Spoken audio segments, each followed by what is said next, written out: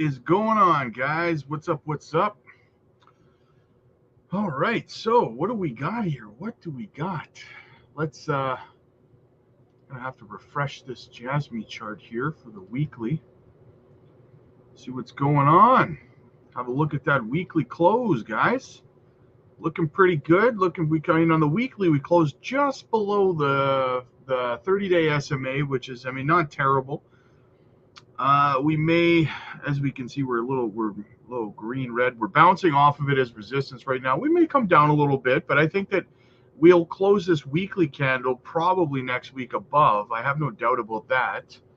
But we may be, we may see a little down action throughout the week. The RSI is still in neutral, so I mean it's 52.72. So I mean on the weekly time frame, if we go over to the daily.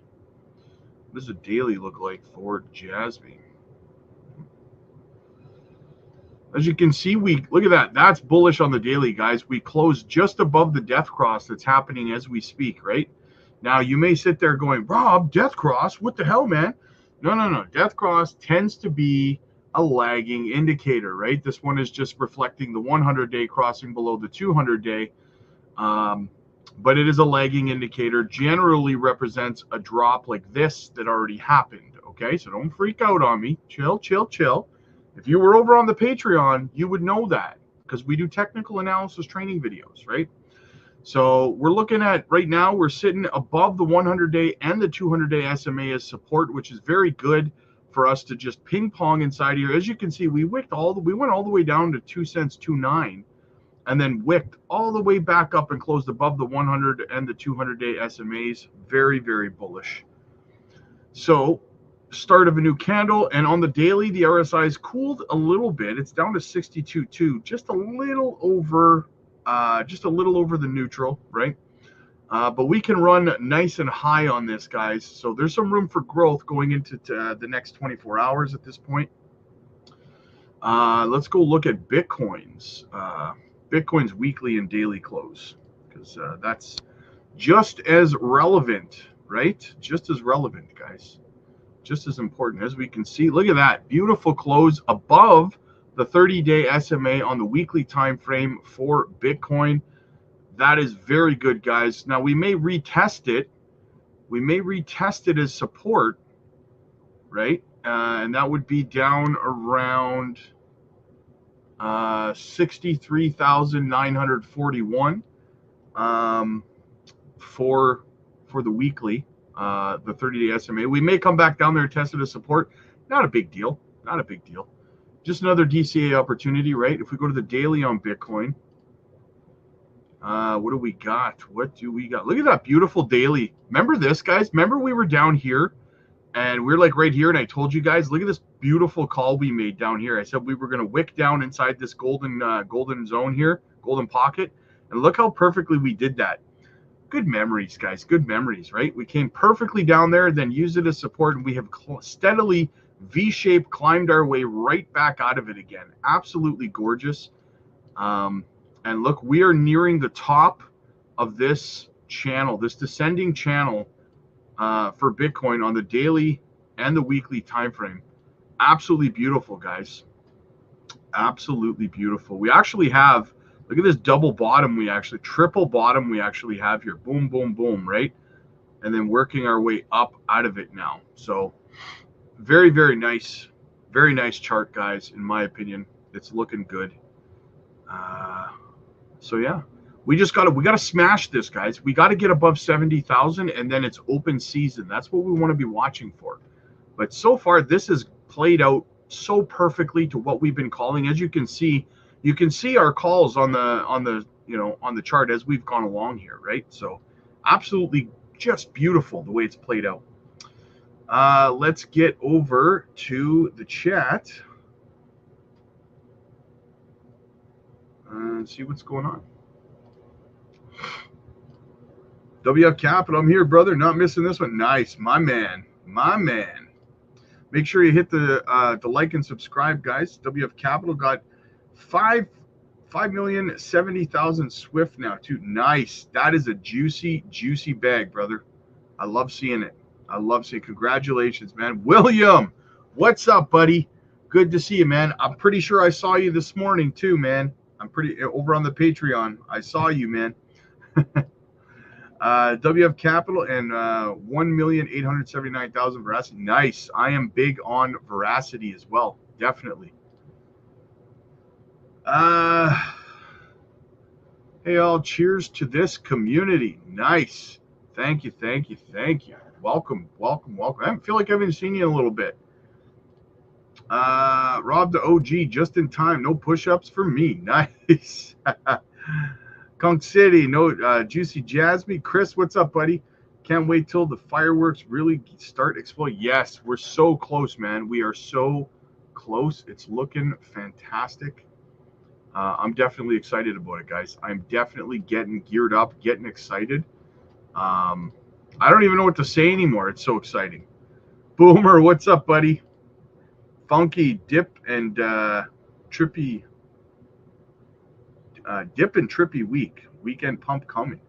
Well, we've had our daily close and our weekly close, so I mean, yeah, I mean, it's quite, we've had bullish closes here for Bitcoin, guys, on the daily time frame.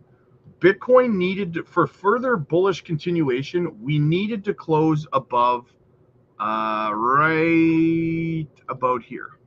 Well, no, that's not right. Sorry. Right about here is where we needed to close. Above that line. 64.5. And we closed above it beautifully. Beautifully. We may come down and retest it as support, like I said. But very nice. Very, very nice. I'm loving that close, guys.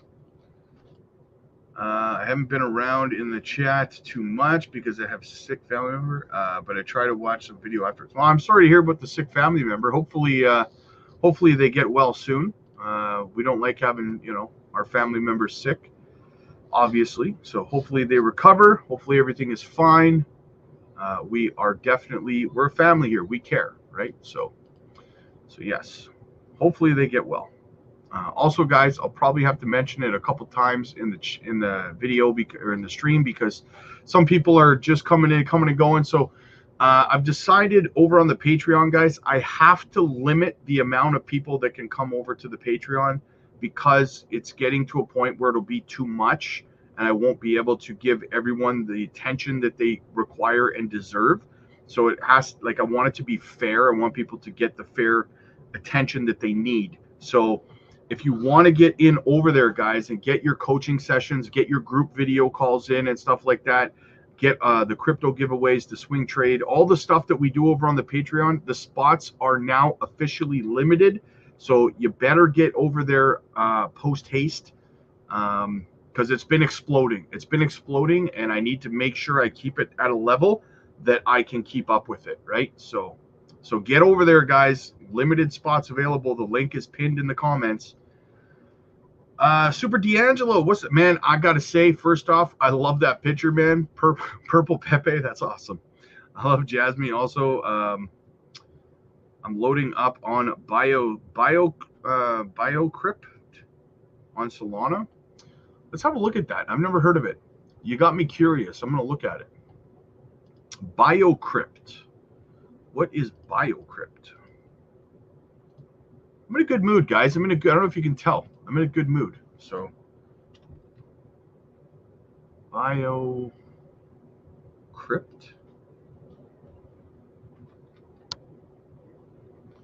Let's have a look. Let's look at some altcoins, guys. Let's take some requests. You know what I'm saying? Let's take some requests, man.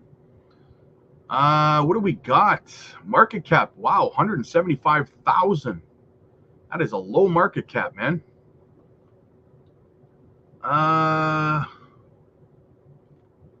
What is the all-time high on this bad boy? A year ago, 1 cent 43. It's down to 3078. It's DeFi scaling. So this is one that you're taking a flyer on, right? You know what, man? You know what? It's L-Bank just happens to be the channel sponsor. So Oh, you say don't use CoinMarketCap? Okay, I'll look at CoinGecko then. Let's look at CoinGecko.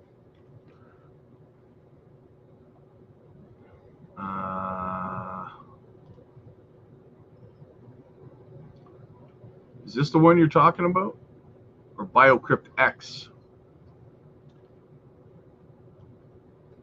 There's two here. I assume you're talking about this one. Use Dex Screener? I could do that. How about Dex Tools? How about we use that?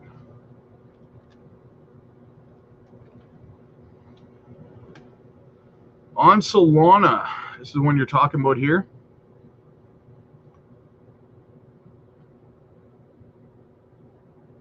This mofo.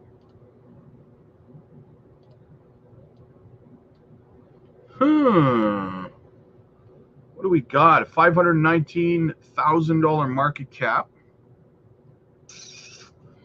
5 billion circulating supply. Where's it listed? Where is it listed? Okay, so we got it on, this is on CoinGecko. It's audited. Okay, well, that's good. Huh. If it is listed on LBank, maybe I'll take a flyer on it myself because that is this channel sponsor, LBank, and I do have an account over there, so maybe it's a DEX token. It's a decentralized exchange. Let's check out the website.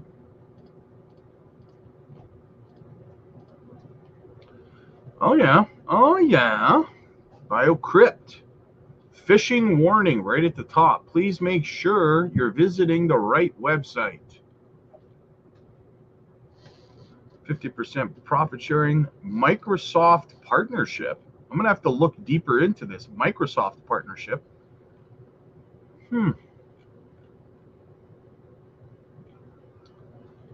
Meet our team. So the team's fully doxed.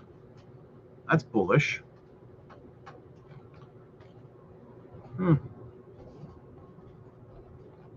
So you're saying that the listings they're claiming on CoinMarketCap and CoinGecko are not accurate? Is it on LBank or not? So, yeah, I would love to know that. I would love to know that. Looks okay, man. Looks okay. You know, I would probably put a couple $100 into it. If it is, in fact, over on LBank, I'll probably jump into it with a couple $100 just to see what happens because it doesn't hurt, right? It doesn't hurt, man. Batlander's in the house. What's going on, man? Hey, Rob, Juicy Jasmy family. Funky, I was thinking about the coming week. Next week will be a trip on, yeah, bounce back next week. So you think it's going to be a red week next week, eh? Interesting. I could see that. I could see Bitcoin pulling back down to about 63K. So, but I mean, so it's not really going to be a mega red week. It's gonna be a Trump week. It's not gonna be like an ultra red week or anything. But I could see it funky. I could see us pulling. I could see Bitcoin pulling back down to about 63K. Test that support level. David, what's up, fam? Good to see you, man. Good to see you. Flip coins. What's up, man? Look at CAB, please. CAB. What is CAB? Let's have a look at it. I will definitely look at CAB for you, brother. Let me just let me work my magic here. CAB. C-A-B. Which one are we talking about here, man? There's two of them. Cabbage or Cash Cab? You're going to have to let me know which one you're talking about. Because I don't know. Let me know in the chat and I will look it up. 88 or Ondo. Ondo, 100%, 100 times over Ondo. I'm bullish on Cardano, don't get me wrong. But Ondo is going to be massive, right? Do not sleep on. If you don't have a bag of Ondo and you're sitting there trying to decide whether you want some Ondo or some Cardonzo, man, you better get you some Ondo. CKB.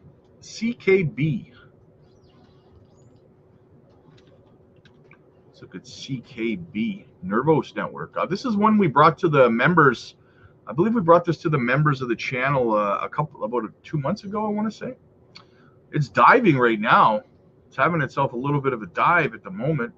It's down 4%, 4.10% suddenly. Look at that. It's taking a dip. Someone's taking some profits or something.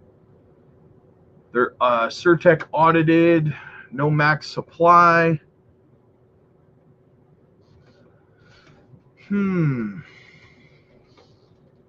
All-time high was 5 cents, 962 3 years ago in the bull run.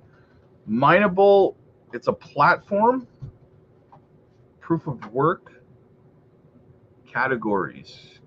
They got a DAO. They got smart contracts. And they are on the... Which chain are they on? Polygon or Ethereum? Look like Polygon, right? Yeah, not too bad. $1 billion market cap. Not a bad place. Since it's down so much, it's fallen. Like, it's falling pretty hard for some reason right now. It's down 4.24% right now. Look at this. I wonder what's going on right now that this is happening. Might be a little bit of an opportunity to DCA though. Tony, BTC to 110K in December 2024, and JASMY will be 70 cents December 19th, 2024. That is extremely specific, my friend. I like it. When Trump wins the election, have a super cycle where crypto will go parabolic. You heard me here first. Yes, Tony. I dig it, brother. I dig it, man. I'm picking up what you're putting down. Beebs, what's up, buddy? Good evening, brother. Good to see you, man. They do have a, yeah, I saw that on their website that they have the partnership with Microsoft. I'm going to have to look deeper into that one. Isaac's in the house. What's up, brother? Good to see you, man. Death Bank, what's going on, buddy? Funky, my entire thinking is the ports closing and the storm damage on the East Coast. Yeah. You know what? A friend of mine actually owns a house down there, and it was absolutely completely flooded. And he's all pissed off right now and salty in a bad mood. So it's hard talking to him right now. I mean, he's got insurance, right? So, I mean, I don't know, man. Dominic, what's up, buddy? Good to see you, brother. Chris, Casper trying to make a move finally. Yeah, I saw Casper was moving pretty good the other day, wasn't it? What's it doing right now? Where's Casper? Casper. There it is, Casper. It's up 17.3% on the week, man. That's more than trying to make a move. That's a decent little move it's been up to there. 17.3% in a week. I dig it. Dominic, do you think JASMY will touch 25 cents at least by the end of 2024? I want your opinion. I definitely think it's possible, Dominic. I do think it's possible. We have a lot of catalysts coming in a very, very short amount of time. We have an election that's going to happen. We have probably 2 more, at least 25 basis point rate cuts coming before the end of the year. We got a lot going on. So JASMY's platform with Panasonic is supposed to launch this year. Junction is supposed to launch soon. So yeah, I mean, it's definitely entirely possible, my friend. Once it gets up to around that 10-15 cent level, it's 25 to 50 cents is going to start seeming a lot more easy to get to, right? So look on ETH.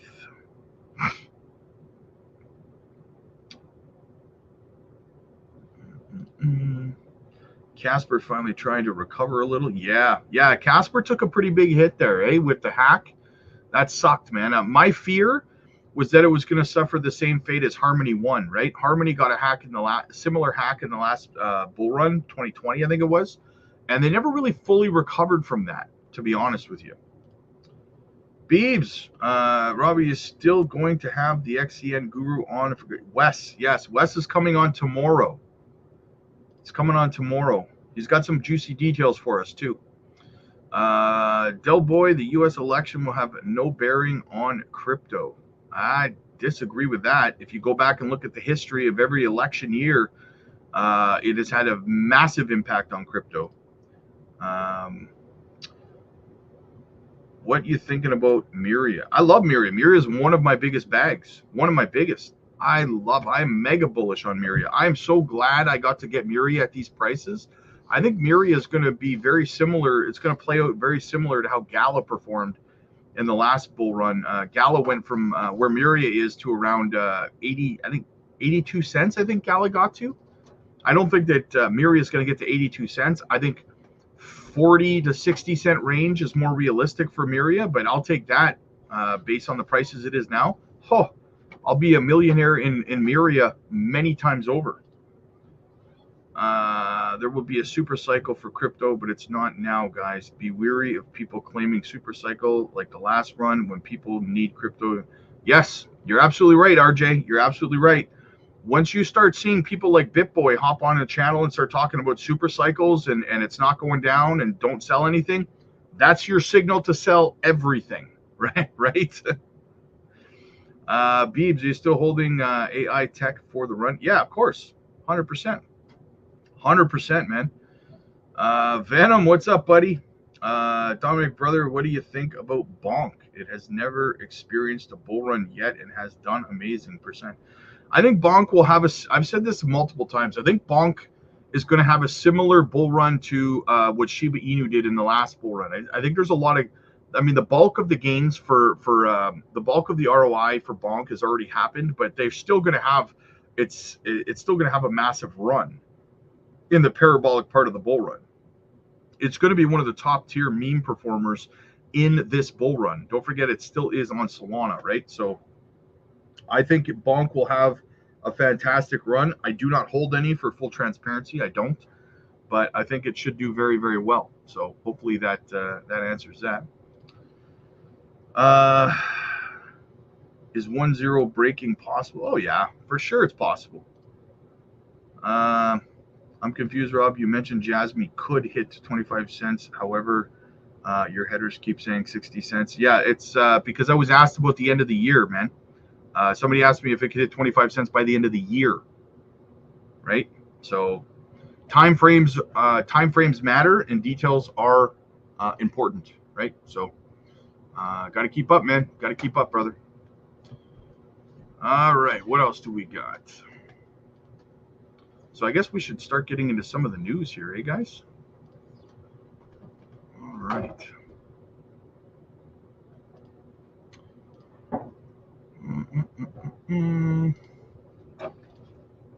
Shib's going to have another pump 10x. Looks possible.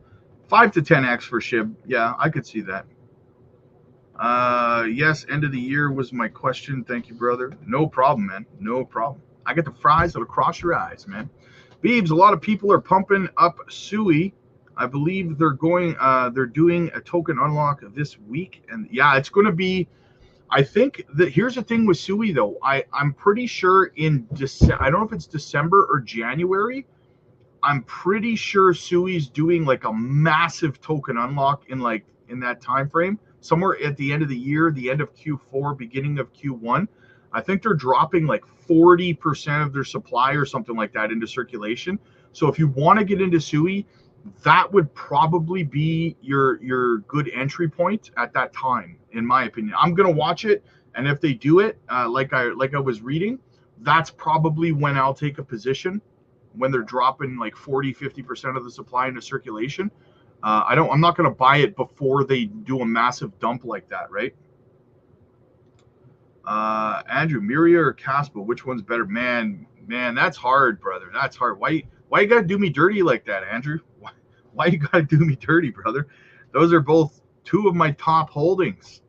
What I would say, man, if you're trying to decide between them, is I would look at, I think they're both going to perform extremely well.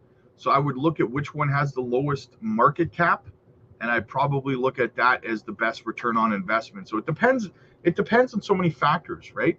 What are we talking about here? What's a better project? Well, they're both completely different projects doing completely different things, right? So it's hard, man. It's really, really hard. That's a tough one. I love both. My opinion, 201 is possible for bonk. Nice. Nice. BTC is dumping a bit right now. Well, we just had the close, right? So let's go have a look at it. What does the chart look like right now on the daily?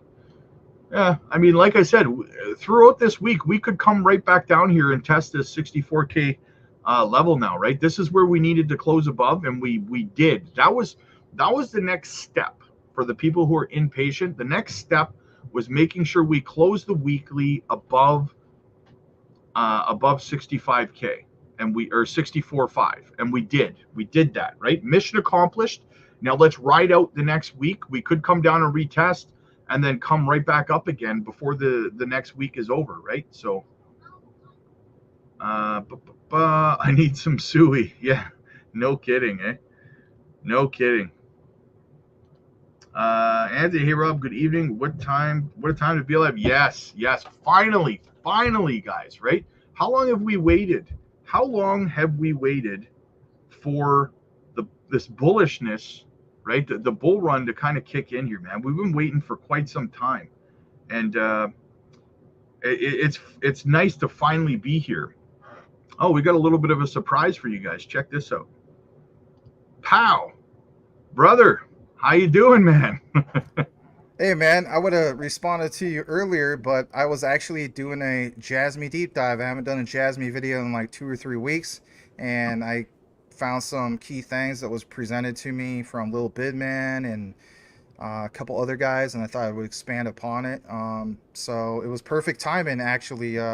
Maybe somehow you were like, oh, it's JASMY and Maximus, a little bit, man. What are they doing? You know, I don't know. But good to see you, man. Thank you for the invite, brother. It's been a while. How you doing?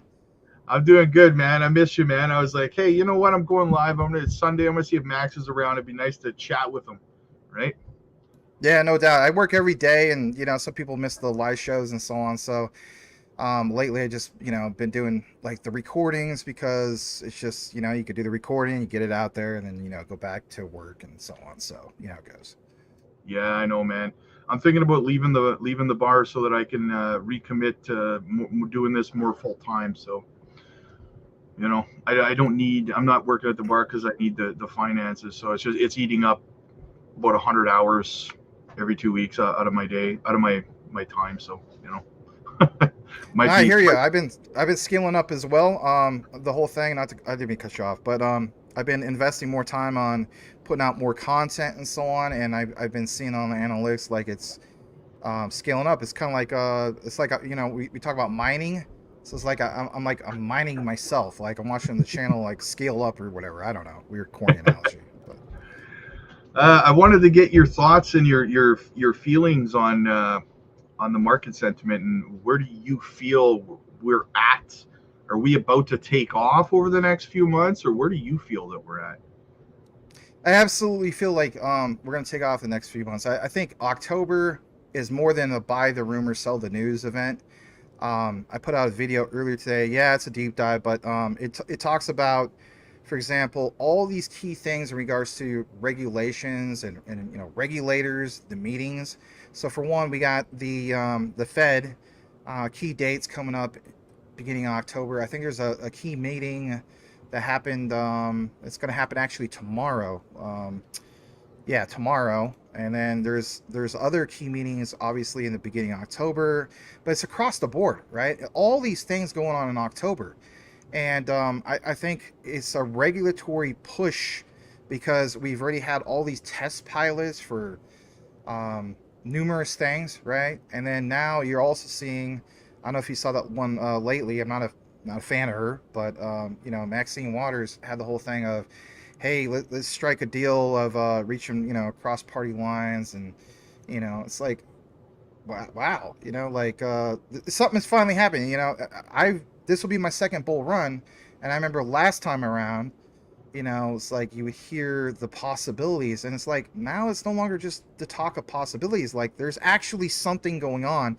So I think even if you had lowball like 10% of these deals struck, that in itself is bullish for the markets going forward. But what excites me still is the whole thing with JASMY, because Japan And again, even at the beginning of this year, what did we see the first one to go?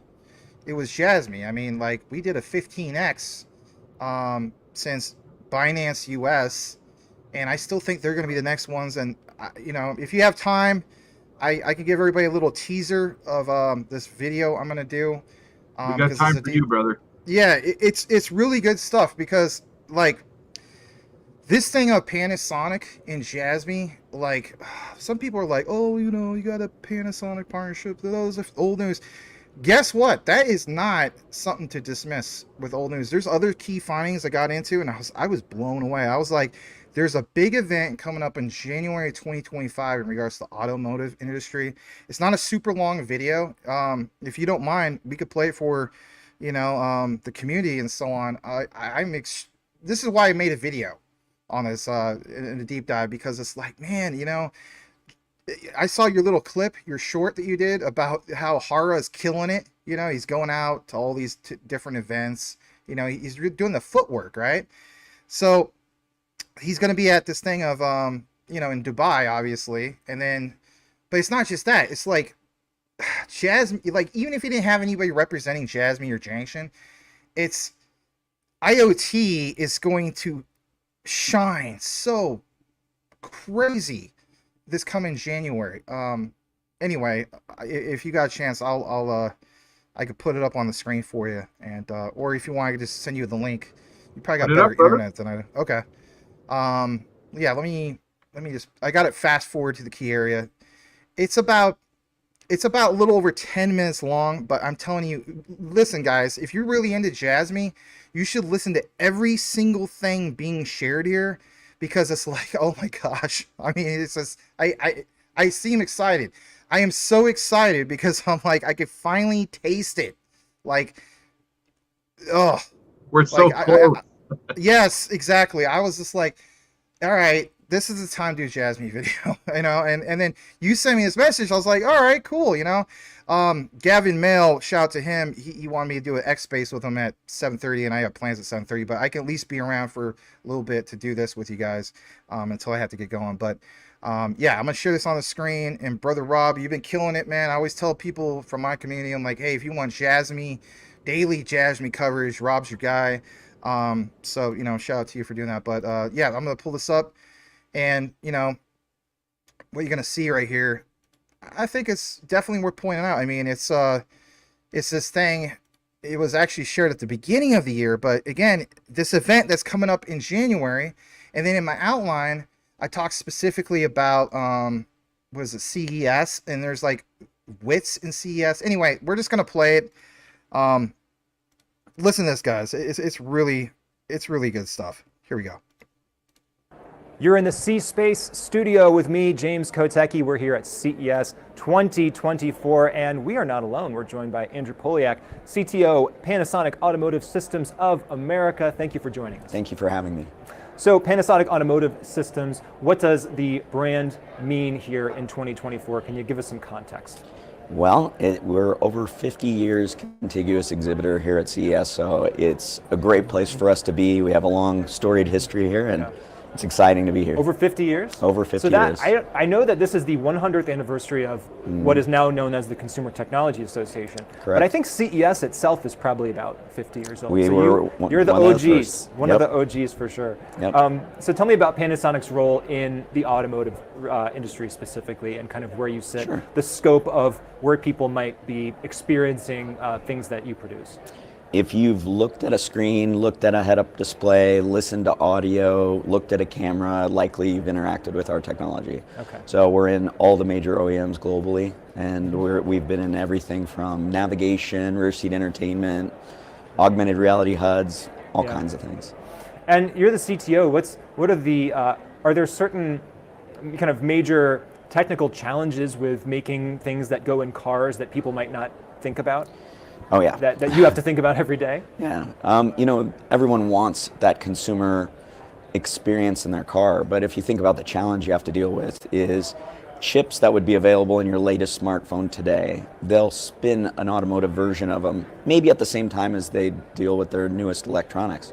But it takes years for that product to get into the field. They have to do special automotive quality for RAM and memory and everything.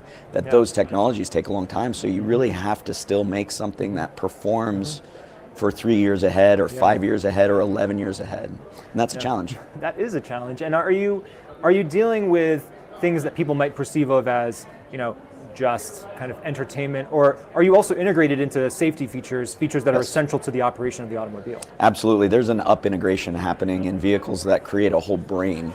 And that brain encompasses safety critical components like autonomous drive or ADAS systems, as well as your entertainment experience.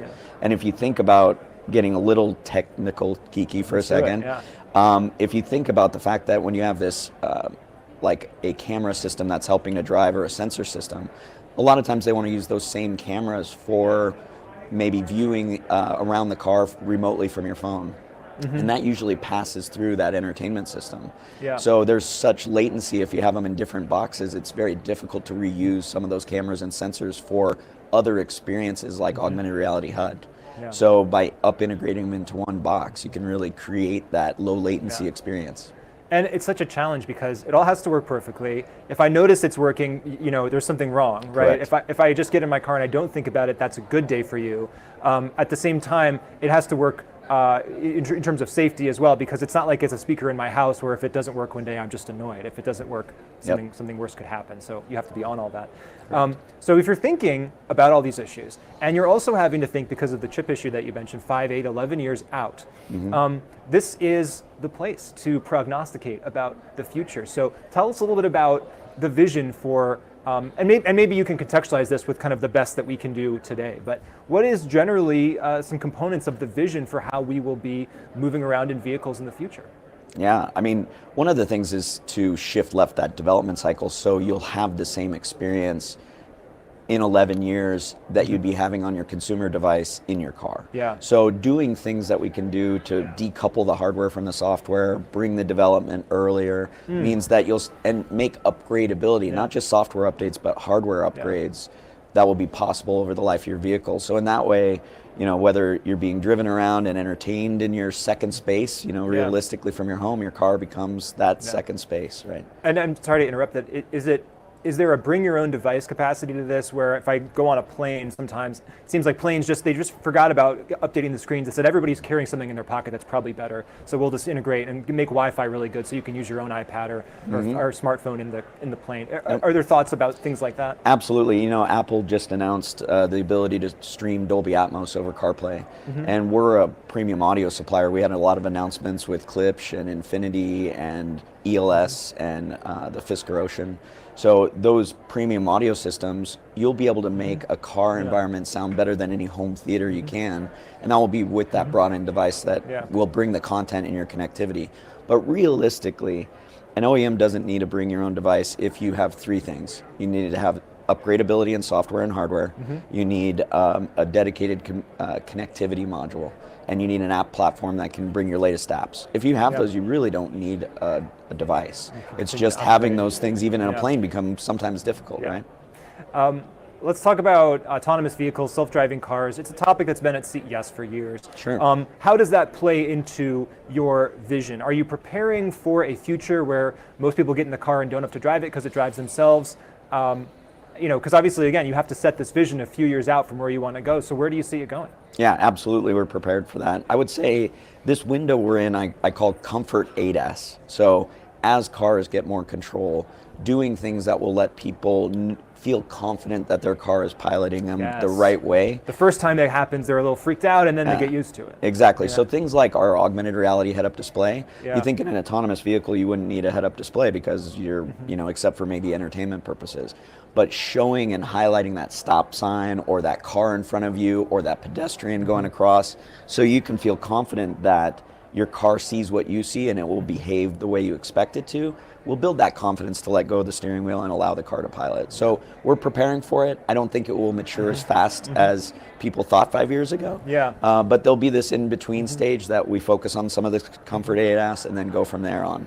And do you see a vision that some people have portrayed, I think at places like CES, of, it's two sets of seats that face each other, and it's almost like my own little mini entertainment pod, and I don't even really think of it as a car anymore, and who cares where the seats are facing, or if the windows are even real, or what? Yep. Do you see all that coming down the road? Yeah, the absolutely. metaphorical road? Absolutely. Or the literal road? Yep. And how does that look then for the future of cities? Asking you again, just to kind of prognosticate a bit further out here, if you're building technology that is assisting folks and making the transition to a driverless future, are you excited about what that could mean for kind of urban planning and urban situations?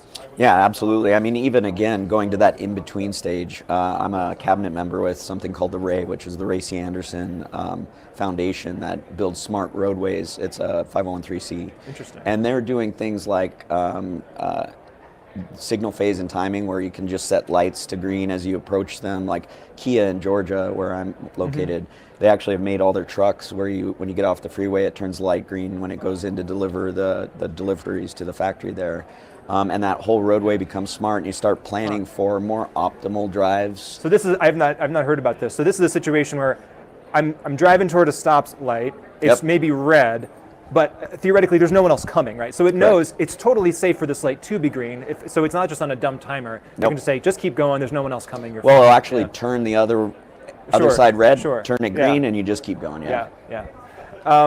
How do you think about sustainability and environmental impact? And I'm asking that in the context of a theme which has been the case at CES for a couple of years now, which is human security, which is writ large kind of how technology helps people people on this planet do better, and I know that's something that you care about at Panasonic. Yep. So if you think about one way, I'll kind of tie back into my technical kind of pontificating earlier. Yes.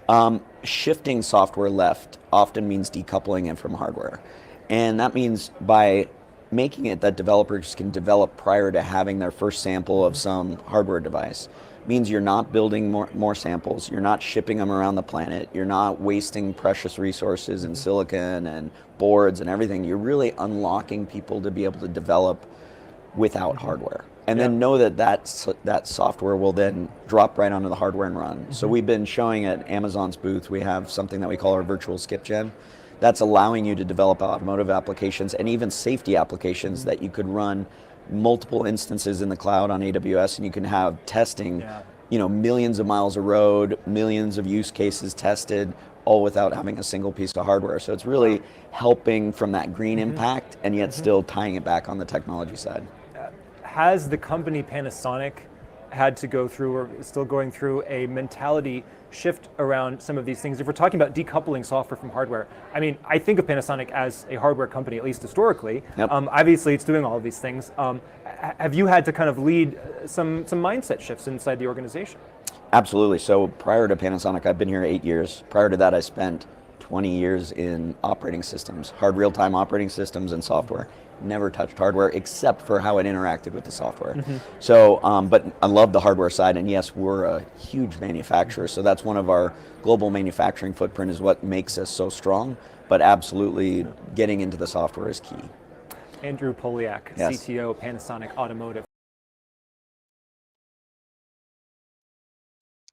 You know what's funny? Sorry, you know what's funny is that when they talk about the self-driving cars and stuff like that, we're not even living in a time where it's far-fetched. You can literally see it right around the corner, where you won't have to give a crap about a window or what's going on and stuff. And it's all due to technology like JASMY's. Yeah, what he mentioned in regards to he's always been the guy where he's not focused on the hardware, it's the software side of things and the integration of some of these things. Like from beginning to end, I mean, so many things were just screaming out JASMY. And then to, obviously have that confirmation about JASMY and Panasonic that we saw, what was it, back last spring. That's a big deal. Where I'm going with this, and then, I'm not going to spill the whole beans of it because I do want people to watch the deep dive if they choose to do so. But here's a little taste of this. This, in my opinion, pounds home everything. Everything. This site called automotiveworld.jp. Believe it or not, this is going to take place January 22nd through the 24th, 2025. And, this is the interpretation from, Japanese to English, but the reason why I'm sharing with you guys is because it's the world's largest automotive electronics field. Um, it's a exhibition bringing together semiconductors, electronic materials, software testing technologies, and more to support the evolution of car electronics. Back to what that guy from Panasonic was talking about, but again, it's like, here's your key plug, because automotive parts manufactured from all over the world, and then WITS. WITS is where it's at. WITS is a subsidiary of Toyota, you know, and WITS has that partnership with JASMY. It's just, it's like, and then we got this whole thing of Junction, and we got this whole thing, you know, that layer 2, and then we see examples in videos of Hara talking about, you know, I did a test, or whoever it was at Junction, did a test and took a bunch of PlayStation 3s of the past, clustered them together, and created scalability. And it's like, yeah, you know, and I get really into the weeds about this because there's an old reference from McKinsey back in 2021 saying that moving forward, you know, especially by 2025, you will see crazy compound annual growth rates of any particular solution that can use blockchain and use, for example, combine it with semiconductors to scale this, because it's a problem. And then they mentioned specifically private entities, startups. It's just like, who's the one that screams this? Is JASMY. So it made me excited. And of course, I'm very enthusiastic about it because I'm like, oh my gosh, like in this market we're entering into, back to what you're saying, Rob. So, yeah, thanks for having me on. I wanted to share it with you. I wanted to get some of your thoughts about that particular video. I'm really bullish. First off, what I'd say is that that's why we say, like you and I, and you know, people like Jesse and Brian and, you know, Dip and everybody else, Icy, is that people should be looking at JASMY as a long-term thing. This is not a get rich quick meme coin kind of project.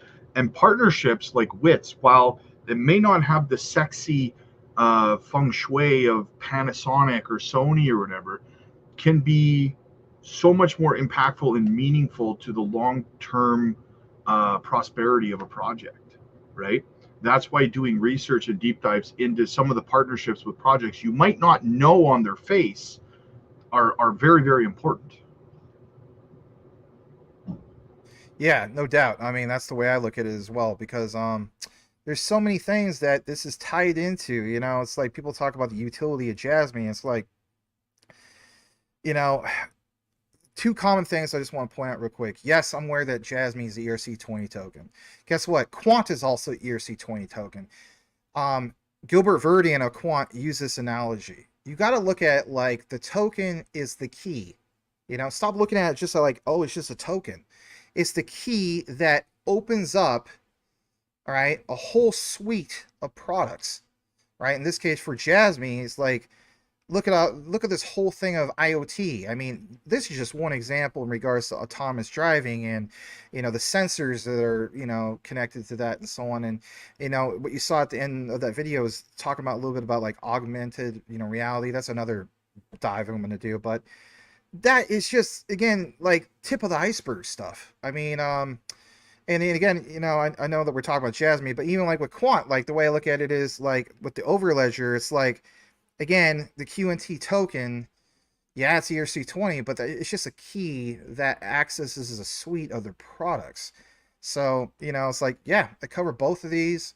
Very enthusiastic on both. But as far as the topic today of JASMY, I mean, Hara is going to go to this thing where there's going to be 10,000 people in attendance in Dubai. And then in January, this is going to be, what was it, the biggest specialized exhibition in this field. And again, semiconductors. And it's just like, yeah, semiconductors. Everybody's wondering, why is it when we get huge news about like Taiwan or Hong Kong and semiconductors, JASMY gets freaking sent, you know? And again, it's just like, yeah, The reason why it's getting sent is the underlying tech that people don't realize. You know, like you said, it's not a meme token. It's a long-term investment. But you know, so far, I mean, it's really really impressed. You know, it kind of came from out of nowhere, as the saying goes. I mean, went up to as much as 4.4 cents. I mean, technically speaking, we hit all-time highs.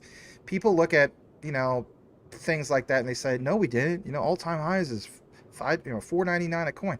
As far as market cap goes, you know, market cap is all-time highs, you know, so that's where it's at for me. But yeah, honored to be back with you, brother. Yeah, man, I'm happy that you're here. And listen, you got to tell me ahead of time when you're releasing that your deep dive into this, because it's something that obviously I can't miss, brother. I can't miss. Well, thanks. Actually, I hate to say this, I have to get going here in a bit because if I don't, won't have enough time to meet up with my friend and so on. But yeah, I don't know if I get it out, you know, at a reasonable time tonight. It'll probably be late tonight, going into the morning. But yeah, you guys look forward to it. Glad to be back on a live show. It's been probably about 3 weeks to a month since I've been on a live broadcast. But you keep killing it. You keep doing what you're doing. You're a very well respected person in the space, and you know, I do like that you're the go-to guy for, you know, daily JASMY coverage, pretty much, which is really really cool, man. So I appreciate it, brother. Shoot me a message there when you got some time, and yeah, we gotta reconnect, man. yeah, absolutely. I salute you, man. Thank you to everybody that watched this little segment. Check out the deep dive. A lot more things I get into.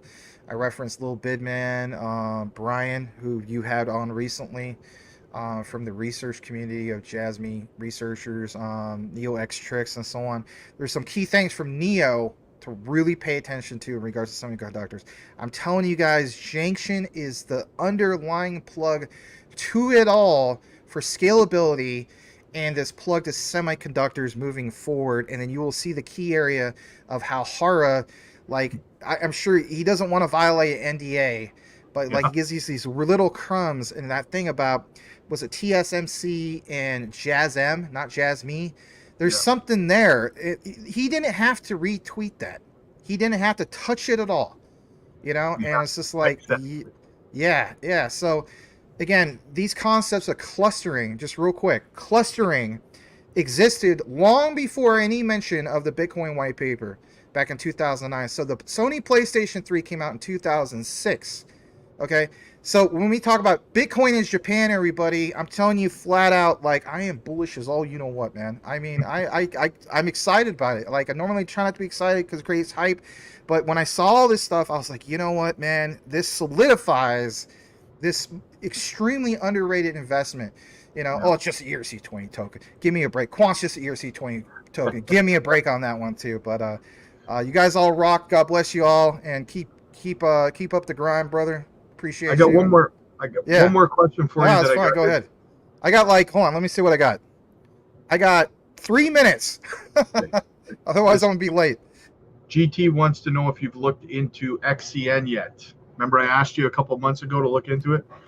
Yeah, to be honest, I mean a little bit. But you know, the way I look at it is I cover what I cover, which is about roughly 12 to 15 projects consistently. You know, from what little I've seen, it does seem pretty solid, and I wish you guys the success. I'm the type of guy in which, like, I am not going to create tribalism. I think that's just so stupid. You know what I mean? Like, why would I'm rooting for everybody's success and so on. Do I hold XCN? No, I don't hold XCN. Maybe I'm missing the boat, but guess what? There's things I own that I'm sure you guys are missing the boat on. And you know, the graph Clearpool has been shredding it. I'm actually, you know, there's a lot of things.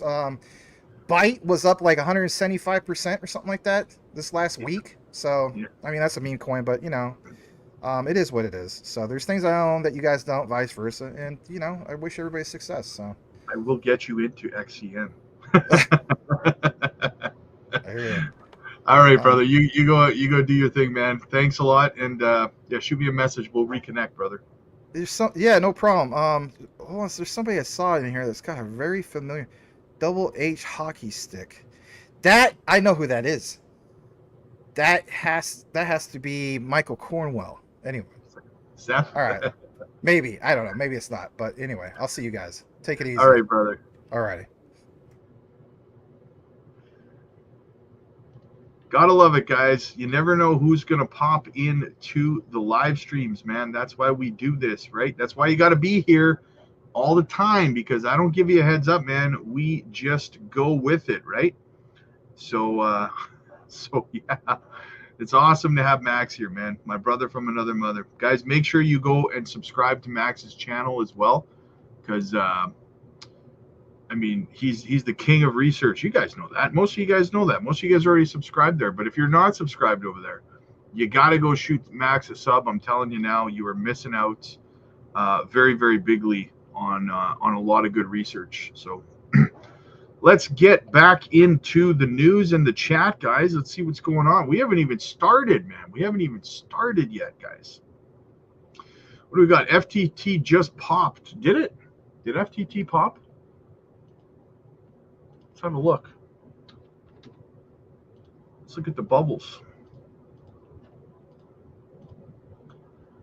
Boom. Holy crap. FTT just popped up 70.6% on the day. I don't know who would buy that coin. I got to be honest with you, man. I don't know who would be buying that coin. It's a dead project. I don't FUD projects, guys. Listen, but I mean, come on. It's FTX, right? I mean, no one should have to tell you not to buy into a project like this, right? Venom, once the election is over, we're headed to the moon. Absolutely, man. Honestly, XCN is holding its own. Yes. It's only a matter of time before it pops, man. WF Capital, let's go, baby. Michael, bit of a panic in the UK autumn budget, end of the October, possibly doubling capital gains from 10 to 20%. Many think, yeah, well, I mean, the same thing here, right? People want to leave the US and Canada because of the same reasons, right? Scam. I saw you say that when Max popped in, Beeps. David, let's go. Where's Tim Shea? That spray from yeah, we don't see Tim over here very often. We got to give him a hard time about that. He used to be here all the time. I very rarely see him now.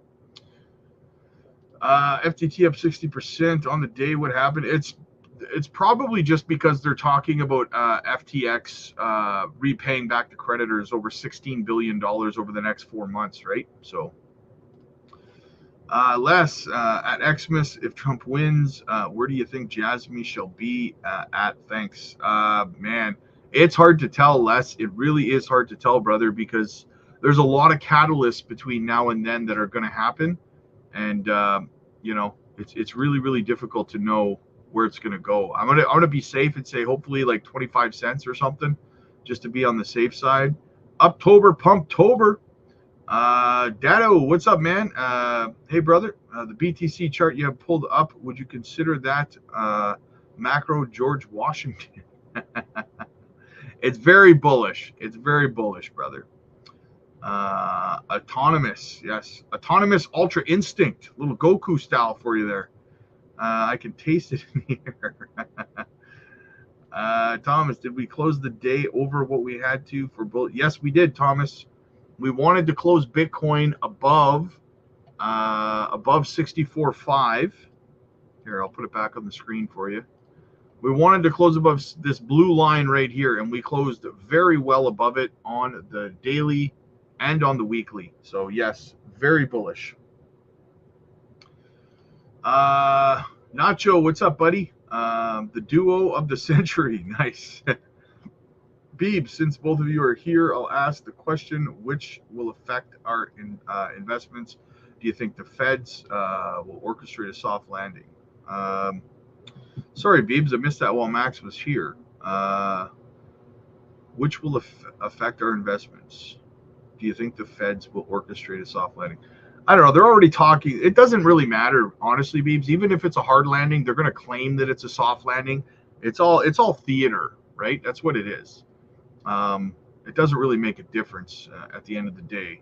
Just like we weren't in a recession, right? Like, I don't know. Great to see you, Max. Two legends on together. Nice. My man, good to see you, Max. Seth, I'm ready for the shock and awe. I saw a tail end of the last bull run, and this seems in line perfect. Yes, absolutely, Seth. Absolutely, brother. You are in for one hell of a ride. Mary, what's up? Good to see you. Good to see you. Things going to be huge. Jasmy's my favorite. Absolutely, man. Linder Sensors. Yep, big time. Lots of great companies. Yes. Media Network. Maybe I'll have to look at that one. This is exciting. Thanks for sharing so much. Hey, no problem, man. No problem, guys. We try to drop the alpha, right? We try to give you guys all the information, right? That's what we build. We're building a good connection of solid content creators here, right? The juicy goods, Double H hockey sticks. Hit that like button. This is top-notch info. Absolutely, man. Junction. And have 1 million Jasmy not selling ever. Probably make 10 to 20 million by the next. Nice. Thanks for the info, Max. WF Capital, it's a very low return.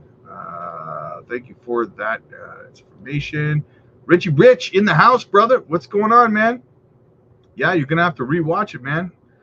We like to surprise you, right? I like to do that. You guys know that. I like to randomly have special guests on the channel and not announce it, so that you guys never know. You never know when someone's coming. You got to watch them all, right?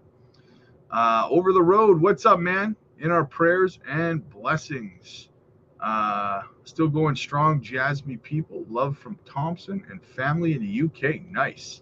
Rob, we're gradually getting to that time when it will be hard to sleep. Yes. I like to call it the melt up. We're looking at a melt up going over these next few months, guys, and it's going to be very, very exciting. I'm very, very bullish, right? Beebs, Rob, you are familiar with Spectral AI plays. That sounds familiar. Let's have a look. Beebs, because it's you, Beebs. We'll have a look, right? Spectre AI, $2.75. $23,000 market cap, 90% of the supply in circulation. Yeah, this is familiar. Didn't we look at this one on the member side? I'm pretty sure we did.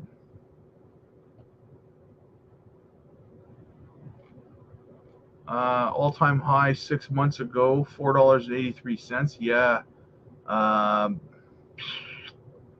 Yeah, this one's gonna blow, man. This one's gonna blow, in my opinion. I mean, it's only got 10 million max supply and 9 million's already in circulation, right? That might be why we looked at this one on the member side a few months. I think we looked at this, about 3 or 4 months ago, something like that. Yes, Beebs, absolutely bullish. 2025 year of financial freedom. Yes, financial freedom, and then 2029, the year of like ridiculous life-changing wealth, right? If you're smart and you roll your profits from this bull run into the next one, that's where you're really gonna, if you make hundreds of thousands of dollars or even a couple of million in this bull run, if you're smart and you're patient, you can make tens of millions of dollars in this market, guys, and walk away laughing, right? Time is money. David, good to see you, brother. Richie, if I canceled my YouTube account for the channel and joined the Patreon, would I have the same channel access?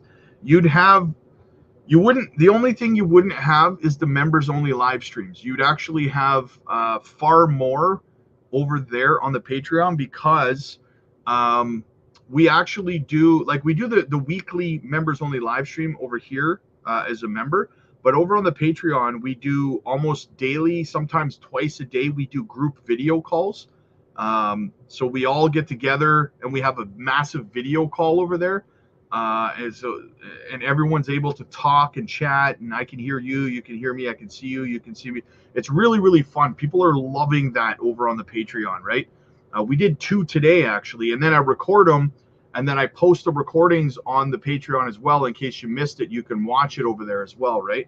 So, but like I was saying earlier, guys, I have to limit the spots that are available over on the Patreon. So I would highly, highly, highly recommend getting over there now before all of the spots fill up, because once too many people get over there, I'm unable to give everyone the focus that they need for one-on-one video calls and for group video calls, because it'd just be too many people, right? So I have to cap it so that I can control it, right?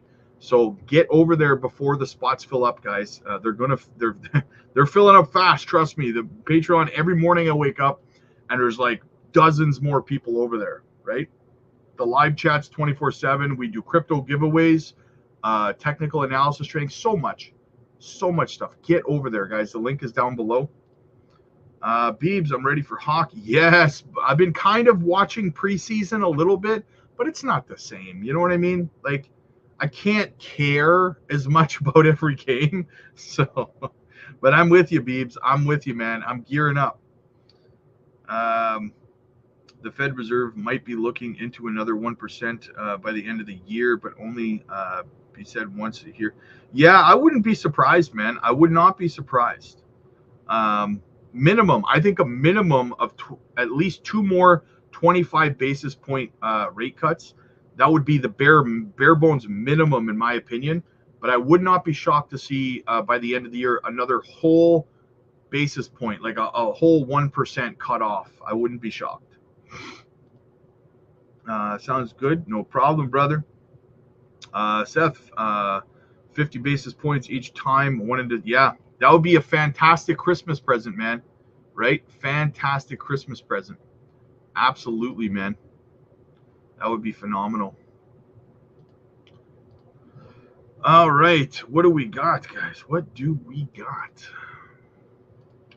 It's weird not seeing Stamkos. Right? Isn't he in, like, Nashville wearing that stupid mustard ugly jersey? Like, what the hell, man? Why would you, of all places, why would you go to Nashville? Right? Like, I would think that Stamkos would have went to a team that stood a chance of winning a cup this year. Not that Nashville's a bad hockey team. They'll probably make the playoffs. I don't know, but you just think he would have went to like a more solid contender like Vegas or something. I don't know, right? So I don't know. It's just, I agree. It's weird. It's absolutely weird. All right, let's get into, I haven't even covered any of the news or anything yet, guys. Holy smokes. Let's get into some of the news. I got a few videos I want to show you guys. So strap in, grab your beer, put your feet up. Check this out. Gary Gensler, throwback to 6 years ago when he was teaching at MIT. He assigned the Bitcoin white paper to his class. Listen up. But the riddle remained. You remember that riddle, how to move money peer-to-peer without a central authority. And that's what I'm asking for next class, Thursday, to actually read. I wouldn't wing it, and I wouldn't be afraid of it. Satoshi Nakamoto wrote a paper that everybody in this class, if you're at MIT and a few of you are at Harvard, I'm telling you, you can read it. You'll understand maybe a half to 2/3 of it. It's not deeply technical. It's only 8 or 9 pages. I've also assigned National Institute of Science and Technology about 20 pages of reading from NIST. The question is whether that's Bitcoin.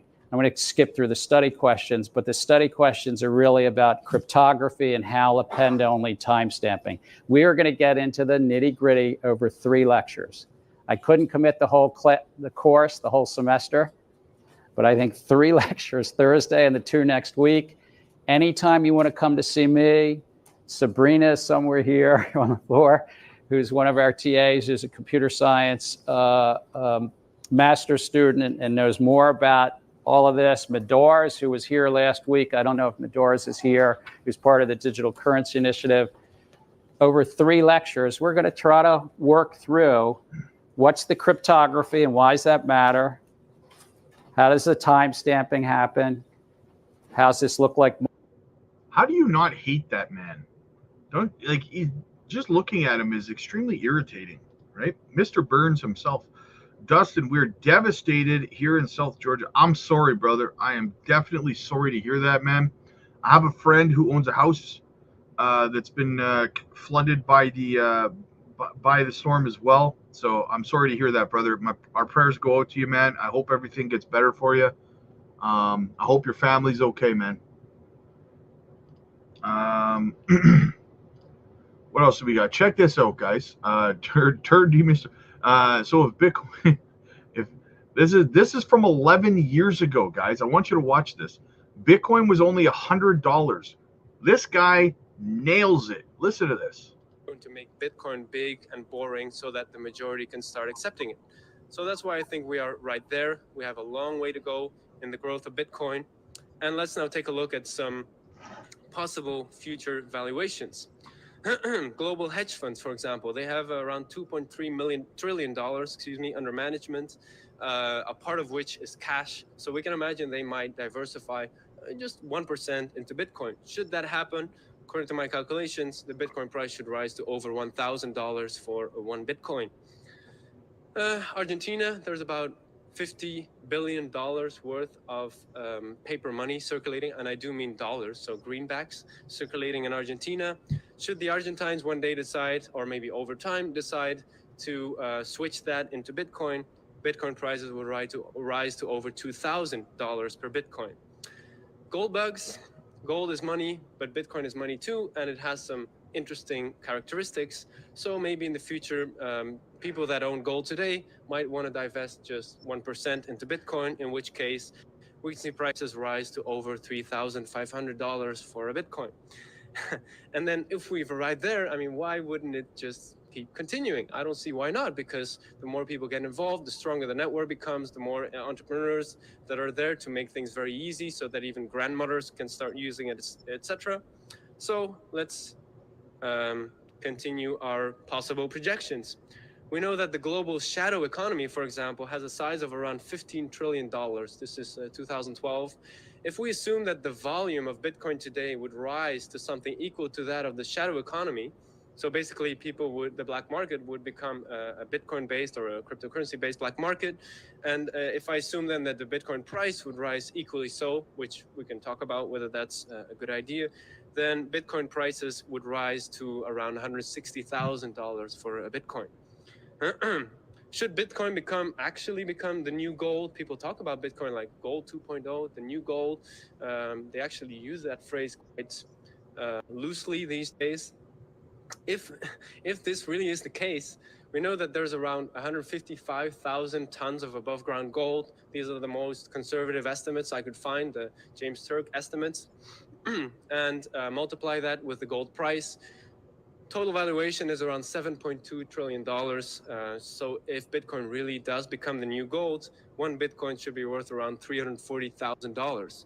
I mean, imagine the implication. You own 3 Bitcoins today, and that makes you a millionaire tomorrow. You own 3,000 Bitcoins and you're on your way to become a billionaire. I mean, so you can see the kind of risk-reward ratio we are talking about. And then finally, I mean, you know, Bitcoin is the new gold. The black market is using Bitcoin. Why wouldn't Bitcoin become the new world reserve currency? And then based on, again, the most conservative numbers I could find, what I come up with is a Bitcoin price a little over $500,000 for one Bitcoin. So very exciting indeed. Again, that's why I think the risk-reward ratio of Bitcoin is extraordinary. Everybody should own just a few Bitcoins, even if it's just a tiny percentage. Guy absolutely nails it, eh? Crazy. Absolutely crazy. And we're still not finished with how far we're going to go with it, guys. Beebs with the super chat. Thank you so much, brother. Thanks for all you do, and thanks for your time. XEN, JASMY, KASPA, Swift, Turbo, Brett, BTC, XLM. Big things popping, little things stopping. Absolutely, Beebs. You nailed it, brother. Again, thank you as always. We don't get many super chats, so thank you so much, man. I appreciate the support of the channel, man. Scam. $4.99 scam. I got another video for you guys. I got another one for you. Check this out.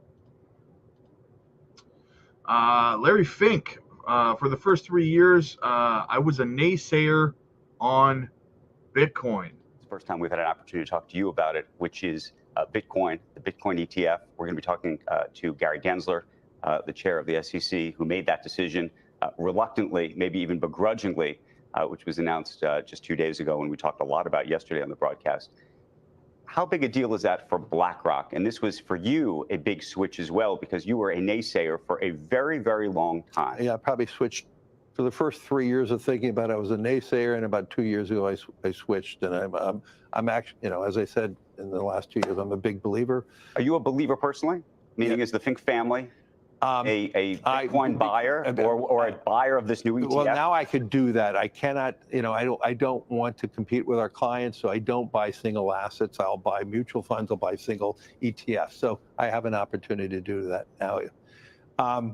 But I'm a believer in it because I do believe it is an alternative source for wealth holding. I don't believe it's ever going to be a currency. I believe it's an asset class. You don't believe it ever becomes a currency? No, I think we're going to create digital currencies. We're going to use the technology for it. We're going to use the blockchain. How important is that, though, to then the long-term value proposition of Bitcoin? Of Bitcoin. If it's not something that ultimately becomes a currency, if it's simply, we'll call it digital gold, it's an asset of some sort. Look at this asshole. He's always hoping for some negative spin. Look at him. Look at him. It's like he's Gary Gensler's son or something. He's always fishing for a negative spin on crypto. What does that mean? It means, in terms of price, I believe, you know, I believe it goes up if the world is more frightened, if people have fearful of geopolitical risk, they're fearful of their own risk. It's no different than what gold represented over thousands of years. It is a asset class that protects you. Right. And unlike gold, where we manufacture new gold, we're almost at the ceiling of the amount of Bitcoin. Yeah, it's going to be a better hedge than gold. And I'm a gold bug. Don't get me wrong, guys. I used to, I still do, collect precious metals, gold, silver, and stuff like that. But I mean, Bitcoin and crypto is the way to go for maximize ROI, right? Gold and silver and likely Bitcoin are more just of a better savings account, so to speak, for the long term, right? A hedge. So yeah. WF Capital, great stream so far tonight. Love it. Thank you, brother. Thank you so much. Figured I'd do a little something, a little special for you guys tonight, right? I like to try to do something bigger on my days off. More big news, guys. BlackRock's Ethereum ETF surpassed $1 billion in total asset value in 2 months. Bullish AF. I thought this was funny, so I just wanted to show it to you guys. It's humorous. I'm not a fan of Altcoin Daily, but they put this poll out there. Would you take half a Bitcoin or dinner with Michael Saylor? Michael Saylor actually responded, I'll take the Bitcoin. I thought that was good. What else do we got? We got a couple of charts to look at here, guys. Check this out. Global Liquidity Index, guys, just broke. Check it out down here. Can you see my cursor? Boom. The breakout has happened on the Global Liquidity Index. And what happens every time? Have a look, guys. Have a look. Break. Boom. Bull run, right? Here we freaking go. All signs, systems go. XRP, CLM, both green. Never read today. Yes, XLM. Yeah, I knew you meant XLM. This has been the best September for Bitcoin. Yes, in the history of Bitcoin, this has been the best September ever. Absolutely. Absolutely. What else do we got? Another chart. Check this out. So we've got that. We've got the Bitcoin dominance getting ready to dump, which means altcoin season is getting ready to come. So that's what she said. Global Liquidity Index pumping. Bitcoin dominance getting ready to be dumping. Big things are coming, guys. This is exciting. Bull run has just started, boys. Check it out. 2011 to 2013 accumulation. This was the painful path, and then boom, right? Look where we are down. Oh, you can't see. I'll move there. Look where we are. This is us, 2022 to 2025. Here we go, baby. Almost done accumulation. Just getting ready to jump into the bull part, guys. Let's freaking go. Are you ready for these next 3 months? Are you ready? That's the question, right? And the answer is, even if you think you are, you're not ready. Your face is going to melt off of your skull. Check this out from Rect Capital, guys. Here's the ultimate cheat sheet you need for Bitcoin's price action over the coming months. So this is generally what we tend to see in market cycles. So this so-called boring zone is essentially the post-halving reaccumulation area. We tend to see that after the halving in every single cycle where we just move sideways. In 2016, it was 150 days. And so if 150 or 160 were to translate to this boring zone, then the breakout should take us into late September or early October of this year. That's where we are right now. To speak, boring zone is supposed to gear us up and prepare us for the banana zone, which is essentially the parabolic phase of the market cycle. This enables parabolic price action to new all-time highs and beyond. Just notice how this is the reaccumulation phase, right? This is the reaccumulation phase that we tend to see sideways price action after the halving. This boring zone is going to shake out a lot of investors. Here's the ultimate cheat. Let's freaking go, baby. Let's go. We are finishing up September, heading into the banana zone. Let's go. Check this out. We got an article we're going to go through as well. It just keeps going, guys. It just keeps going. Bitcoin monthly close. Fresh bullish narratives lead BTC traders to aim for new price highs. Bitcoin price is on the verge of a notable trend change in the weekly and monthly time frame charts. On both time frames, a close above 65K sets a higher high and breaks the trend of lower highs, which has defined BTC's price action in the past 6 months. Well, let's check it out, guys. That said, we needed a close above 65K. Where did we close? We closed 65.5. We did it. We did it, baby. Prior to this week's rally above 66K, the crypto market had been suffering from narrative exhaustion, but a new set of catalysts has led traders to believe Bitcoin's price is ready to embark on the next leg higher. In the past few weeks, the following events have occurred. Bitcoin spot ETF total accumulation flow. Look at that. Boom. Explosion. MicroStrategy announced a purchase of 18,300 Bitcoin between August 6th and September 12th, followed with an additional purchase of 7,420 BTC on September 20th. U.S. stock markets and gold hit new all-time highs. The PBOC announced rate cuts and other money printing measures, which traders say aligned with Bitcoin price expansion. Data emerged showing global money supply and U.S. money supply is set to expand as a result of rate cuts. From a technical point of view, Bitcoin has managed 3 daily closes above the 200-day SMA moving average, and the price trades above the 196-day long descending trend line. As mentioned earlier, a close above 65K sets a higher high candle for the weekly and monthly time frames. In the coming week, price pullbacks to the 20-day SMA at 62K would not be abnormal. That's what I was saying in the beginning of the stream, guys. We could come down. I said 63, but 62 is reasonable as well, right? And would not be terrible. Whether or not traders step in with sufficient force to defend this level and press through asks in the 66 to 68K zone will be the action to look out for. Beyond the day-to-day price action, one thing is clear is that the new set of bullish Bitcoin narratives that traders have been waiting for has arrived, potentially hinting that BTC's price is gearing up to test new all-time highs. So there you go, guys. That is how babies are made. So if you don't know, now you know. Beebs, I'm getting excited, man. Me too, brother. Me too. Over the Road Ministries, best guess on Swift's price by March. Oh, man, come on. Why you got to do me dirty like that, brother?